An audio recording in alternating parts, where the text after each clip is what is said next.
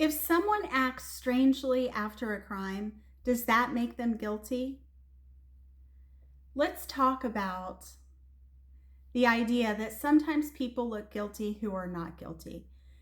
We cannot convict them without evidence, without proof beyond a reasonable doubt. Just because someone acts strangely doesn't tell the full story. Maybe the person is a nervous person. Maybe the person is not a social person. Maybe the person is genuinely afraid that they are going to be considered a suspect, right? So ultimately, we have to look at the facts. Did the person have interaction with the victim? Did the person have a motive that would cause them to harm this person? Additionally, we also have to realize that just because things look like they might add up doesn't mean they necessarily add up. There needs to be a thorough investigation. There needs to be a lot more information than this person looks and acts guilty, so they must be guilty. And ultimately, legal principles are what is extremely important. Everyone has a right against self-incrimination, so that person needs to be read Miranda rights. Additionally, there are due process rights in the criminal trial process to have people that are similar to them on the jury. If not, that could potentially be a Batson challenge, which could potentially sideline the case for a little bit or get it overturned if it were to be a guilty verdict.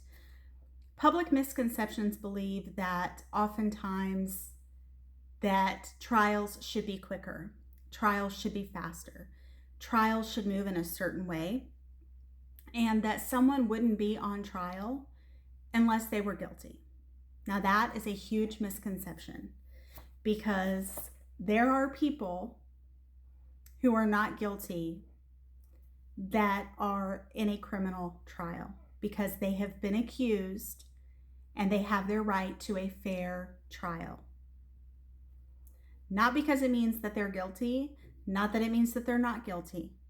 It is up for the jurors to decide what the evidence points to. And that is how our system works. Everyone is innocent until proven guilty in a court of law. And there are going to be questions remaining because ultimately some facts won't come out, or some things that certain people are interested in that others might not be aren't going to fully come out. But ultimately the jury has to take what the evidence shows and go forward with that to reach their verdict. And it generally has to be, depending on the number of jurors, to be a unanimous verdict. And ultimately, we need to have compassion for people when we don't fully understand their circumstances. We don't fully know who they are. We don't know what they're going through. We just need to show compassion. Justice deserves careful thinking, not quick conclusions. Because when you do something hastily, you often miss a lot of things. You often miss maybe the suspect who's actually much more viable than the person who's acting awkward, because that person always acts awkward. That is their personality. That is who they are. Doesn't necessarily make them guilty. They might put themselves in compromising positions that make them look bad. That's possible too. People do that because they're human.